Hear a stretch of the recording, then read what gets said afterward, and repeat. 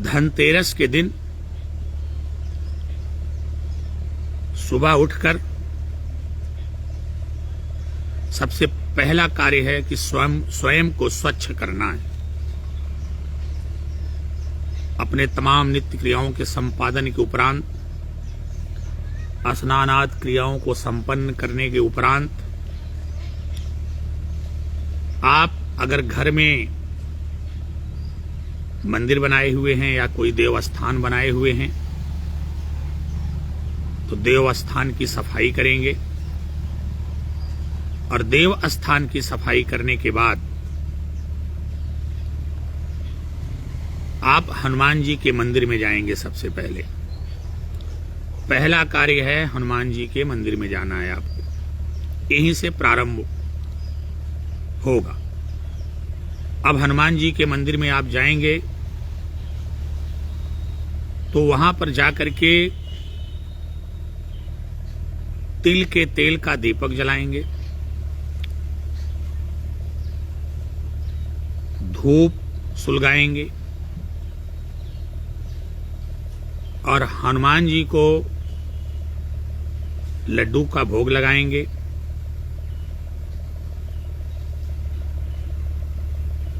इसके अलावा एक पान का पत्ता लेंगे आप, उस पे जो है लाल चंदन से राम लिखेंगे, वो हनुमान जी को चढ़ा देना है, हनुमान जी को भोग लगा देना है और उनके पैरों में चमेली का तेल और सिंदूर लगा देना। ये सब करने के उपरांत आप साष्टांग प्रणाम करेंगे हनुमान जी को और फिर वहां बैठ करके आपको हनुमान चालीसा का पाठ करना है 21 बार, कम से कम 21 बार, हो सके तो 108 बार श्री राम जय जय राम इसका उच्चारण करना है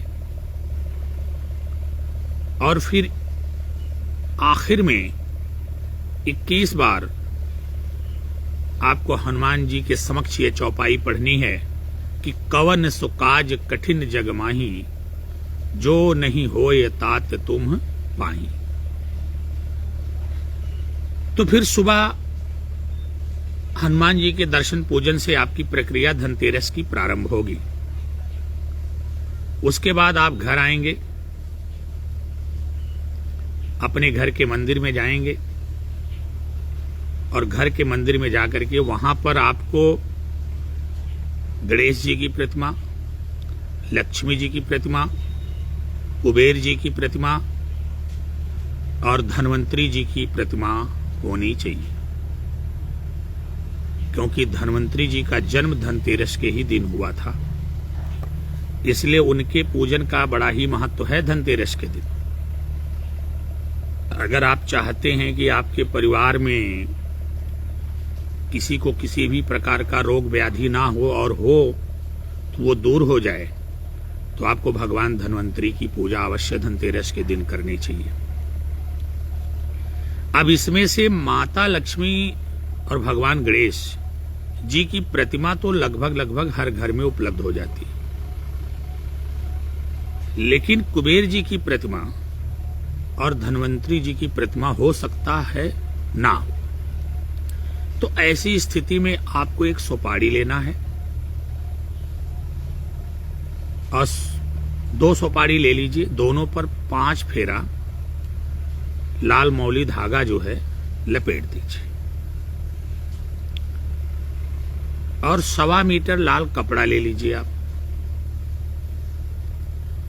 उसको बराबर 4 हिस्सों में काट दीजिए। फिर उसके बाद आपको करना क्या है,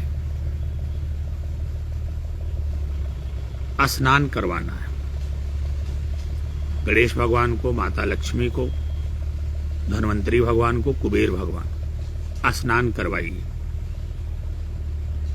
यदि आप पुरुष हैं तो माता लक्ष्मी का स्नान आप अपने हाथ से ना करके किसी महिला या कन्या से करवाएंगे। बाकी गणेश जी, धन्वंतरी जी, कुबेर जी को आप स्नान कराइए, फिर पंचामृत बनाइए, पंचामृत से स्नान कराइए। तदुपरांत उनके ऊपर इत्र का प्रयोग करिए। फिर वो जो आपने लाल कपड़े को 4 टुकड़े में काटा हुआ है, बांटा हुआ है, उसको लकड़ी की चौकी पे बिछा दीजिए और प्रत्येक कपड़े पर वो आसन हो जाएगा। तो प्रत्येक आसन पर ये जो देवता लोग हैं इनको विराजमान कर दीजिए, माता लक्ष्मी जी को, गणेश जी को, धन्वंतरी जी को, कुबेर जी। ऐसा करने के उपरांत फिर सबको चंदन लगाइए। लाल चंदन का प्रयोग करना है, लाल चंदन लगाइए सबको। और गणेश जी की आराधना कर लीजिए।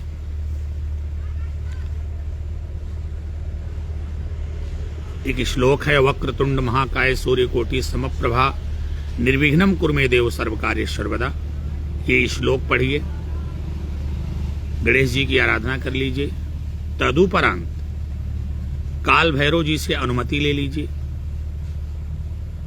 हाथों को जोड़िए, काल भैरव का स्मरण करिए और उनसे कहिए कि हे काल भैरव जी महाराज, मैं आपकी अनुमति से आज धनतेरस के दिन माता लक्ष्मी, गणेश जी, कुबेर जी एवं भगवान धन्वंतरी जी की विशेष पूजा करने जा रहा हूं।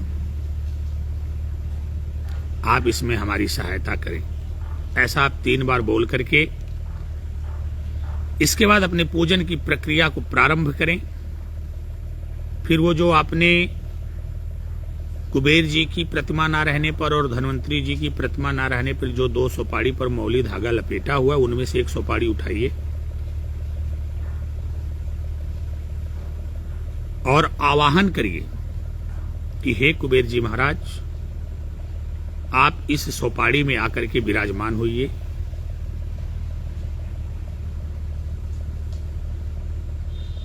मैं आपको आवाहित कर रहा हूं। ऐसा 3 बार बोलिए और फिर धूप दीप दिखा करके वो सुपारी जो है आसन पर रख दीजिए। फिर दूसरी सुपारी उठाइए, फिर उसी तरह से आंख बंद करके धन्वंतरी भगवान का स्मरण करिए, उनसे कहिए कि आकर के सुपारी में विराजमान हूं।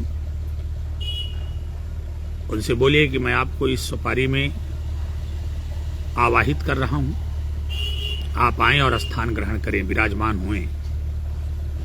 ऐसा करके फिर उसे भी आसन पर रख दीजिए और फिर जैसे आप नित्य प्रति पूजा करते हैं, भोग लगाते हैं, वैसे ही आप भोग लगा दीजिए किसी मीठी वस्तु का और चारों लोगों की पूजा कर लीजिए विधिवत। घी का दीपक जला दीजिए और उसके बाद ये प्रक्रिया जब पूर्ण हो जाए तब वहां से आप उठिए और उसके बाद जो भी खरीदारी आपको करनी उस खरीदारी को तब आप जाकर के करिए। अब खरीदारी में क्या खरीदना है आपको? बहुत सारे लोग जो जिसकी जैसी सामर्थ्य है, अपने सामर्थ्य के हिसाब से सब लोग खरीदते हैं। कोई सोना खरीदता है, कोई चांदी खरीदता है, तो कोई स्टील के बर्तन ही खरीद लेता है, तो कोई कांसे का खरीद लेता है, तो कोई पीतल का खरीद लेता है। बहुत सारे लोग चांदी का सिक्का ही खरीद लेते हैं। तो ये सारी, और बहुत सारे लोग लग्जरी की सुविधाएं खरीदते हैं, वाहन इत्यादि खरीदते हैं। धनतेरस के दिन झाड़ू खरीदने का विशेष महत्व है। झाड़ू अवश्य खरीदना चाहिए, लेकिन ध्यान रहे सींक का झाड़ू होना चाहिए। और धनतेरस के दिन सूखी धनिया तो जरूर खरीदना चाहिए। ये सारी चीजें ध्यान रहे। अब जो लोग अक्षम हैं, सोना और चांदी नहीं खरीद सकते, कम से कम पीतल तो खरीद ही लें। पीतल की कोई छोटी वस्तु, क्योंकि धनतेरस के दिन पीतल के बर्तन के खरीदने का बड़ा ही महत्व है। एक छोटी सी कटोरी ही खरीद सकते हैं, पीतल का बर्तन खरीदिए। धनिया तो खरीद ही सकते हैं, एक झाड़ू खरीद सकते हैं, 5 प्रकार के फल ले लीजिए,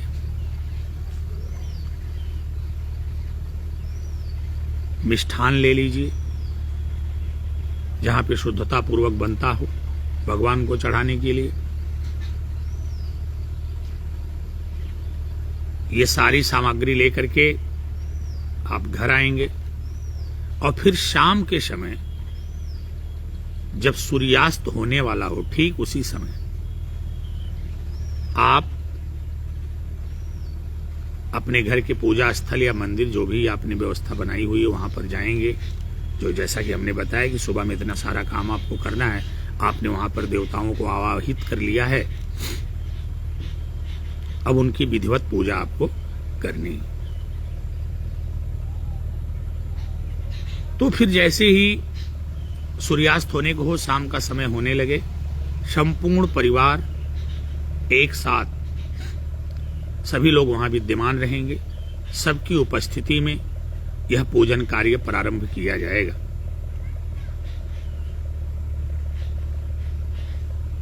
और सभी लोग संकल्प लेंगे। हाथ में थोड़ा सा गंगा जल नहीं है तो घर का ही जल, थोड़ा सा अक्षत, पुष्प और कुछ द्रव्य लेकर के सभी लोग संकल्प लेंगे कि हे माता लक्ष्मी, हे गणेश जी भगवान, हे कुबेर जी महाराज, हे धन्वंतरी भगवान, आज हम सभी लोग एक साथ मिलकर के धनतेरस के दिन आपका पूजन करने जा रहे हैं।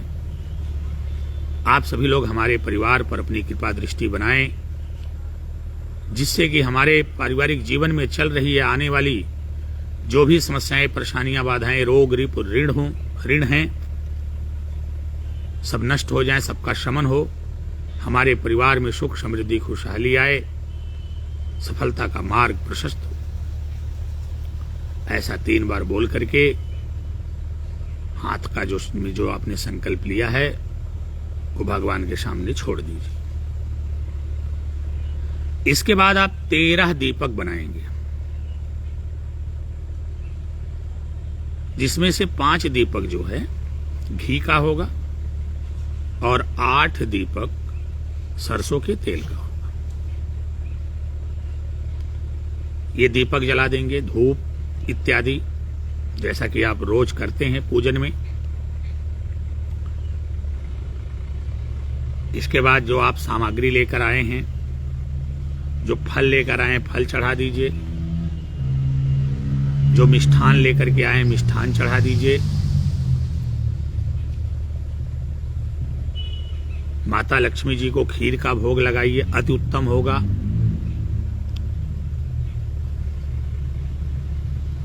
जो आपने सामान खरीदा हुआ है, सामान भी अर्पित कर दीजिए,